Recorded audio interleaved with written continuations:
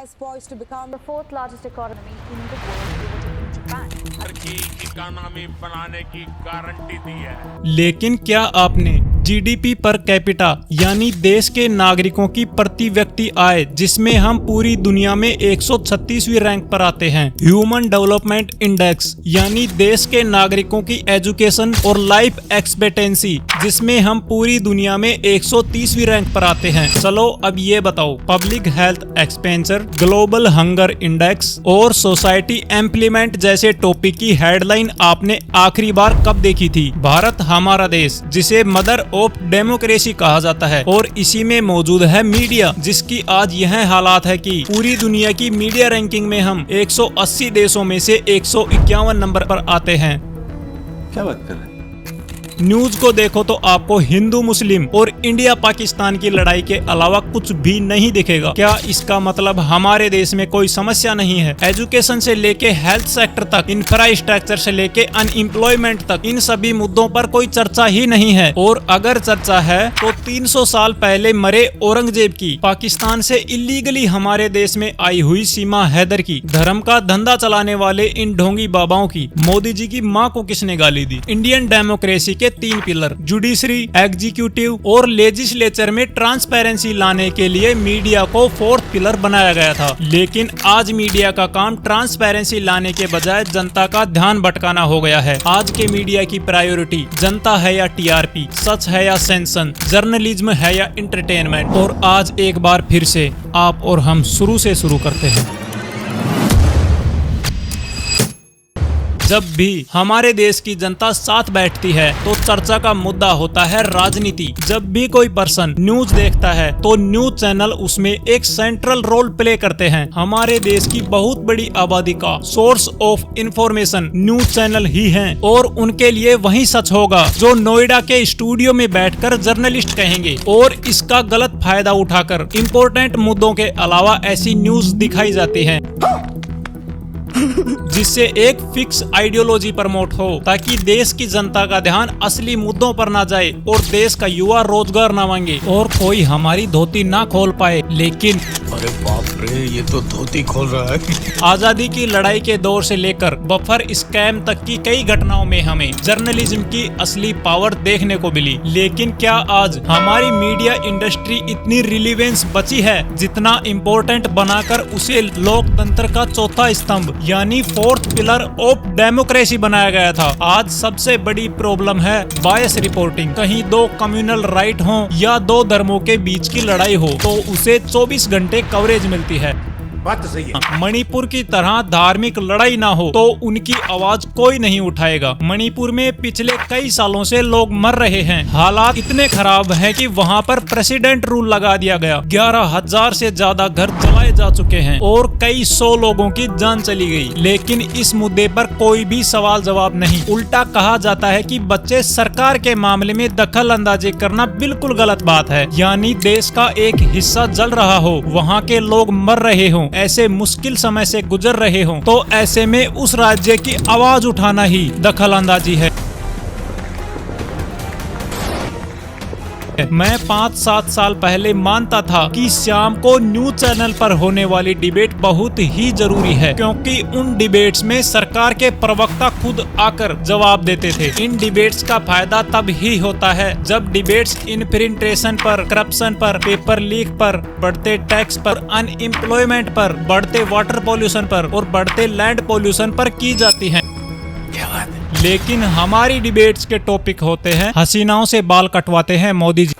कैसी अपमानजनक बातें कर रहा है लड़का ये। यही नहीं, अभी और सुनिए। एक्स मुस्लिम वर्सेस मौलाना, भगवाए हिंद हारेगा या गजवाए हिंद। 11 लाख मुसलमानों ने छोड़ा इस्लाम, पूरे पाकिस्तान में हाहाकार। और इन हेट डिबेट्स के चलते ही आए दिन इन जर्नलिस्ट को फाइन भी किया जाता है, लेकिन फिर भी इनमें कोई सुधार नहीं आ रहा है। मैंने ना फैसला किया है, करेक्ट फैसला किया। और अब मैं आपको मीडिया की एक्चुअल रियलिटी बताता हूँ। हमारे मीडिया की 2 लॉबीज बन चुकी हैं। एक वो जो बिना कुछ सोचे समझे सरकार का पक्ष लेती है, जिसे हम गोदी मीडिया के नाम से जानते हैं, और दूसरी वो जिसका काम है कहीं पर कुछ भी हुआ हो लेकिन उसकी जिम्मेदार मोदी सरकार होगी, जिसे हम लुटियंस मीडिया के नाम से जानते हैं। अगर आपको गोदी मीडिया को समझना हो तो आगे बोल नहीं पता बता बाय बाय बाय। गोदी मीडिया वो लॉबी है जिसकी कोई मोरल रेस्पॉन्सिबिलिटी नहीं होती है। यहाँ कुछ बोलने या दिखाने से पहले सोचा या समझा नहीं जाता है। किसी का फोटो यूज करके किसी का नाम दे देना कीजिएगा, ये ठीक नहीं हो रहा सर, आप गलत कर रहे हैं सर। अपने देश के नागरिकों को दूसरे देश का बताकर उन्हें आतंकवादी बना देना, ये इनका काम है। क्या बात कर रहे हैं? ऑपरेशन सिंदूर के दौरान पाकिस्तान की रेटिलेंसी सेलिंग में शहीद हुए कुंज के कारी मोहम्मद इकबाल साहब को गोदी मीडिया ने आतंकवादी बना दिया। गोदी मीडिया के हिसाब से आतंकवादी की डेफिनेशन दाढ़ी और टोपी है, लेकिन हद तो तब हो गई जब इन्होंने एक झूठी कहानी बनाकर सुना दी। Muhammad Iqbal, Lashkar terrorist religious preacher, also killed in Kotli operation. ये बार बार बचता था क्योंकि ये अपनी पोजीशन, ये अपनी लोकेशन बदली करा था, इसलिए मैंने बोला हमारे देश के बच्चे बच्चे को मालूम है कि पाकिस्तान से हमारे रिलेशन ठीक नहीं है, क्योंकि हमारे देश में हुए हर बड़े आतंकवादी हमले के पीछे पाकिस्तान था। फिर चाहे वह कश्मीर में हुए पहलगाम और पुलवामा के हमले हों या मुंबई का 2611 अटैक।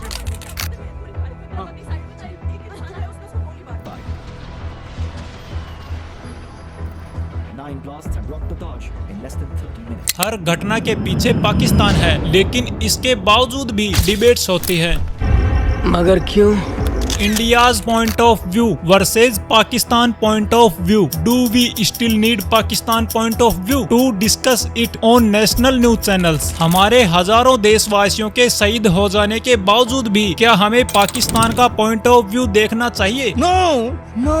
लेकिन चलिए एक बार के लिए कह दें कि करिए आप डिबेट्स, देखते हैं दोनों देशों का पॉइंट ऑफ व्यू। लेकिन उन डिबेट्स में इनके द्वारा बुलाए गए पाकिस्तानी जो इनके हिसाब से एक्सपर्ट्स होते हैं नेशनल रिलेशन और हमारी डिफेंस के बावजूद भी वो हमारे देश की आर्मी और हमारे प्रधानमंत्री को बुरा भला कह के चले जाते हैं। और इन मीडिया एंकर्स को मालूम भी है कि इनके द्वारा बुलाए गए पाकिस्तानी जब लाइव डिबेट्स में आएंगे तो वो उल्टा हमारे देश को ही बुरा भला कहेंगे। लेकिन इसके बावजूद भी ये उन्हें बुलाते हैं क्योंकि प्रायोरिटी देश या जनता नहीं डीआरपी है। पहलगाम अटैक के बाद पाकिस्तानी एक्टर और सिंगर्स को बैन करने की मांग करने वाले ये न्यूज चैनल इंडिया पाकिस्तान का क्रिकेट मैच आते ही पाकिस्तान के जियो न्यूज जैसे चैनल के साथ लाइव शो करते थे। शर्म है कुछ शर्म आया है? लेकिन इनके हिसाब से उस समय हालात ठीक थे और कोई पाकिस्तानी एक्ट्रेस को अपनी मूवी में कास्ट कर ले और मूवी रिलीज के टाइम हालात खराब होने की वजह से मूवी को ओवरसीज रिलीज किया जाए तो एक्टर ही खालिस्तानी, एक्टर ही देशद्रोही और एक्टर ही गद्दार है। और इस डबल स्टैंडर्ड जर्नलिज्म से क्या आप उम्मीद रखेंगे कि कोई नेता इनसे डरेगा? और अब अगर मैं आपको अंदर की बात बताऊं तो जब ये इंटरव्यू के लिए जाते हैं तो इनको एक स्क्रिप्ट दे दी जाती है और कहा जाता है कि इससे बाहर का सवाल मत पूछ लेना।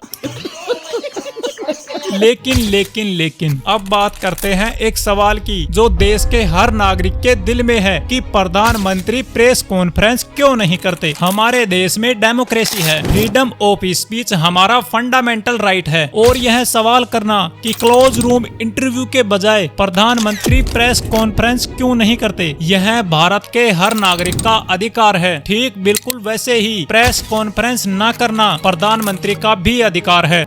शाबाश बेटा। लेकिन प्रॉब्लम तब होती है जब इस सवाल को नजरअंदाज करके डिफेंस करने की कोशिश की जाती है, यह कहकर कि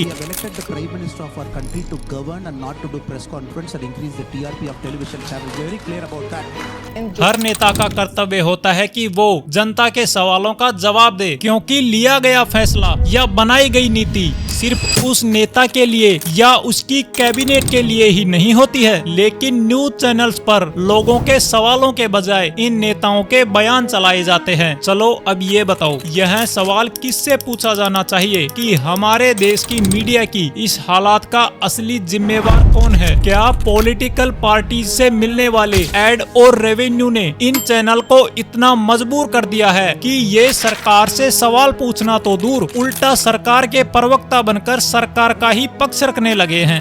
समझा? नहीं, तू समझा नहीं। ये लोग एक सिस्टम बनाकर रखना चाहते हैं जिसमें मंदिर और मस्जिद की लड़ाई चलती रहे, लोग धर्म, जाति और भाषा के नाम पर लड़ते रहे। यही नहीं, अभी और सुनिए। और दूसरी तरफ नेताओं के वादे बड़े अच्छे से दिखाए जाते हैं, जैसे तो इलेक्शन के अगले दिन ही पूरे हो जाएंगे। देखना, चुनाव के बाद मोदी जी को तीसरी बार प्रधानमंत्री बने दीजिए। अगले 6 महीने के अंदर आप देखेंगे कि पाक अधिकृत कश्मीर भी भारत का हिस्सा हुआ। 1 साल हो गया, मुझे तो अभी तक कुछ नहीं दिखा। और चाहे विपक्ष के नेता ही क्यों ना हो, चुनाव आते ही उन्हें सब परेशानियां नजर आने लगती है। जैसे ही दिल्ली का विधानसभा चुनाव आया तो नेता विपक्ष राहुल गांधी जी को दिल्ली के पोल्यूशन की और यमुना नदी की याद आ गई। देखो दिल्ली, देखो चमकती हुई दिल्ली है। पेरिस पेरिस पेरिस जैसी दिल्ली है, सब जगह यही हाल है। I've been having breathing issues, you know, and eye burning and stuff. Last 1 week has been terrible. लेकिन फायदा तो तब होता जब ये सभी बातें YouTube के बजाय लोकसभा या राज्यसभा में डिस्कस की जाती। पॉलिटिकल पार्टीज नैरेटिव सेट करने से पीछे नहीं हटती और ये न्यूज चैनल उन पर बहस करना बंद नहीं करते। कभी नैरेटिव होता है औरंगजेब की कब्र का, तो कभी देश के नाम को ही नैरेटिव बना दिया जाता है कि ये इंडिया है या भारत। और जब तक कोई न्यूज मंदिर, मस्जिद, चर्च, गुरुद्वारे और पाकिस्तान की ना हो, तब तक ये उसको सीरियसली नहीं लेते हैं। और अगर ये वीडियो आपको अच्छा लगा है तो अगला वीडियो स्क्रीन पर लगा दिया है, उसको भी अभी देख डालो।